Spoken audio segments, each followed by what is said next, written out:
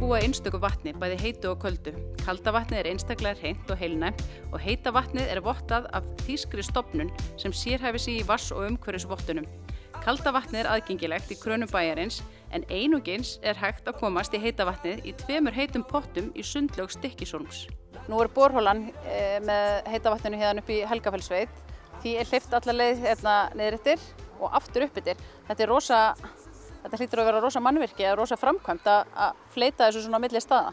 Já, þetta var fyrst þegar það var borað, þá var bara vatnið tekið hérna niður eftir, notað í bænum og til þess að hita upp kalda vatnið og svo var því bara hent út í sjó. En eftir, ég man ekki alveg ykkur ár, þá var farið að minnka vatnið í holunni en það nógur hiti niðri. Þannig að þeir tóku upp á því að fara með affallið, grafa rör og aftur upp eftir. Bora aðra holu og dæla því niður í sömu æðina. Þannig að þá halda þeir vatnsborðinu stöðugu í holunni en það töluvert langt á milli holana. Þannig að vatnið hitnar á leiðinni þegar það fer upp svo aftur í hinni holunni. Þannig að í anda Stykkishólms þetta orðið algjörlega sjálfbært svona hringrásakerfi á vatninu? Já, og svo það hérna í varmastöðinni sem bara hérna, sem stúkan líka fyrir fótboltavöllin. Þar það hitað upp í, held ég, hvort það 1 eða 2 stórir varmaskiptar sem úr títan, alveg spes rándýrt efni til þess að þola söltin og þessi snefilefni sem í vatninu. Þetta þolir ekki venjulegar lagnir. Nei, þetta myndi tæra upp svona öll venjuleg efni á frekar stuttum tíma, eða ekki? Jú, það alveg, þess vegna var það ekki hægt að nota vatnið beint inn á ofnakerfið í bænum, heldur varmaskiptir og þess vegna fær fólk í bænum, það kemur aldrei neitt við þetta vatn, ekki nema bara hér í pottunum. Hér fáum við smá afgang frá orkuveitunni, beint úr æðinni áður hún fer í kerfið í bænum. Og það fáum við hérna smá í pottana og það bara sýrensli sem rennur svo affallið af pottanum rennur bara beint út í sjó. Væri ekki hægt að drekka þetta? Sko, ég veit það nú ekki. Jú, örugglega má drekka það en maður finnur alveg ef maður fer í pottin og skvettist framan í mann að þetta salt. Og það svona smá eins og hveralykt af því en það bara pínulítið, það ekki mikið. Þannig að ég bara hreinlega veit ekki hvort það sé óhollt að drekka það en örugglega ekki. Ég bara ekki alveg klár á því. Vignir, nú þið að fara að fagna 20 ára afmæli hérna í sundlauginni í Stykkishólmi. Þetta jú falleg og skemmtileg sundlaug eins og margar aðrar hérna á landinu en það rosaleg sérstæða hérna með heitupottana með vatnið í þeim og tilkomu þess.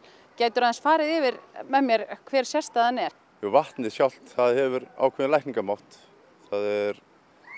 Það heldur niður í psoriasis og eksem sjúkdómum og alls konar sjúkdómum. Það hefur orðið margsannað að það ekki verið að gera neina tilraunir á þessu, neina sérstakar tilraunir en við höfum bara sjálf starfsfólki verið að sjá hvernig fólk hefur farið út úr þessu og heimafólk að nota þetta alveg miskunnarlaust og sér bata á húðinni.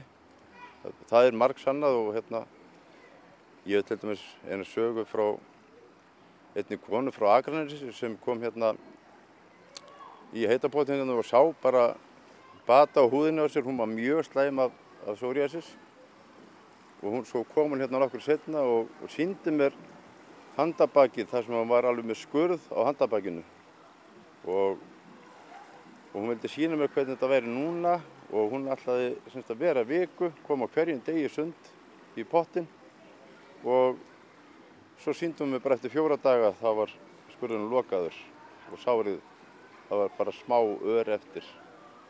Þannig að þetta var virkað eftir 4 daga. Þannig að við erum með margar svona sannanir fyrir því að þetta svínvirkar, þetta vatn. Og fólk þá jafnvel að koma hérna til Stykkishólms og dvelja til þess að einfaldlega nota þessa potta? Já, það reyndar ekkert mikið það, en það alveg til dæmi um það, en við líka bendum fólki þá á að ef það ætlar að fá árangur af þessu, þá má það ekki fara hún í sundlaugina eða vaðlaugina þar sem klórvatn er. Það er engin klór í þessu vatni. Það er bara sýrensli og umskiptin í pottunum eru tæpir 300.000 lítrar á sólarhring sem við hendum út í sjó. Og þannig að ég ráðlegg alltaf fólki og ég gera það stundum sjálfur þó ég sé ekki með þennan húðsjúkdóma að þá fer ég í sturtu áðunni fyrir hún í pottinn, svo þegar ég kem upp úr, þá slepp ég sturtinu og bara þerra húðina og ég var til þess í pottinu núna í morgun og ég finn ennþá þetta virka bara eins og bodyljósn, finnst þið bara. Maður finnur þetta, maður sér þetta, bara langa leið. Já, húðin er alltaf mjög mjúk og fín og ég hef oft leyft fólki bara að snerta mig og það nýtur þess. Og en ég er ekki að tvíflast með þetta virkar þannig, þetta virkar bara eins og bodyljósn. Og þá leyfir einmitt góðu efnunum að hvíla húðinni eftir. Já. Þannig að þá virkar þetta lengur. Er fólk almennt meðvitað sérstöðuna á pottunum þegar kemur í sund? Sko, þetta hefur alltaf, við hefum ekki verið að auglýsa þetta neitt.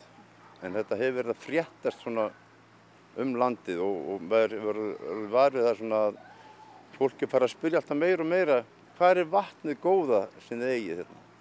Og þá skýr ég svona aðeins út fyrir fólki hvernig þetta vatn virkar.